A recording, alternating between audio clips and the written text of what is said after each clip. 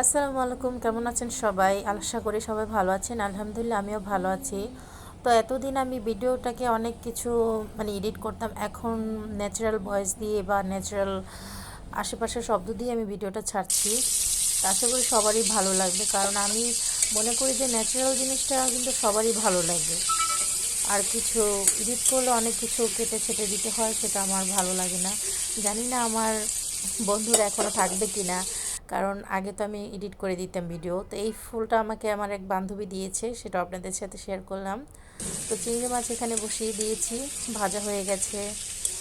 চিংড়ি মাছগুলো নামিয়ে নিচ্ছি। আর চিংড়ি মাছের যে ভেজেছি সেই তেলটার মধ্যেই আমি পেঁয়াজ কুচি দিয়ে দিলাম। পেঁয়াজটা এদিকে ভাজা হোক, আমি এখান থেকে গাছের গোড়া থেকে কিছু ময়লা আবর্জনাগুলো সরিয়ে দিই, কারণ গাছটাকে যদি আমি ঠিকমতো গাছের গোড়াগুলো পরিষ্কার না করি, তাহলে গাছটা আমার মনে হয় না যে উপরে বেশি একটা আলো বাতাস পায়। নিচে যদি গোড়াটা পরিষ্কার থাকে তাহলে গাছে তো সার পাওয়া যায়, আর গাছের নিচে ময়লা থাকলে গাছের গোড়া পর্যন্ত আলো বাতাস যায় না। তো আমি এখানে ডগাটা ভেঙে দিলাম। এলোমেলো হয়েছিল, তো আমি আজকে এই গাছটাকে ধরে গাছটাকেও দেখেন। একসাথে বেঁধে দিয়েছি, কারণ গাছের গোড়াতে বাতাস লাগছিল না, রোদ আসছিল না, তার জন্য সবগুলো ফুল একসাথে করে দিয়েছি।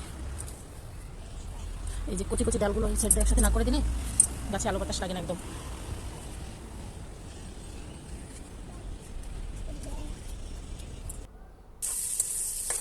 পেঁয়াজগুলো ভালো করে একটু ভেজে নিই। আসলে দুদিকে দৌড়াদৌড়ি করে কাজ করছি, এদিকে মাছ রান্না করছি, এদিকে গাছের ভিডিওগুলো আপনাদেরকে দেখাচ্ছি। তো পেঁয়াজ পাতাগুলো দিয়ে দিলাম। এটা যেটা বলে কি শর্টকাট রান্না। আপনি যখন ব্যস্ত থাকবেন, দেখবেন ঘরে চিংড়ি মাছ থাকলে, কিছু সবজি থাকলে আপনি শর্টকাটভাবে এটা রান্না করে খেয়ে ফেলতে পারবেন। আনাসের তো চিংড়ি মাছ খুবই পছন্দের খাবার। তাকে যদি ভাত আর চিংড়ি মাছ দেন, সে ভাত খাবে, সে চিংড়ি মাছটা খেয়ে ফেলবে, ভাতটা আর খাবে না।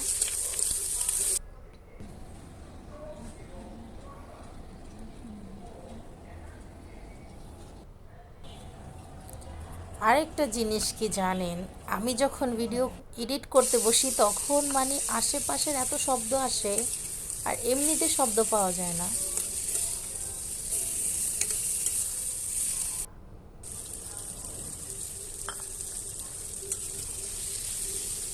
তো পেঁয়াজ কুচি দেওয়া শেষ, এখন মরিচ কুচিগুলো দিলাম। এই দেখেন গাছটা, দেখেন এখন কত সুন্দর লাগছে, মার্শাল্লাহ।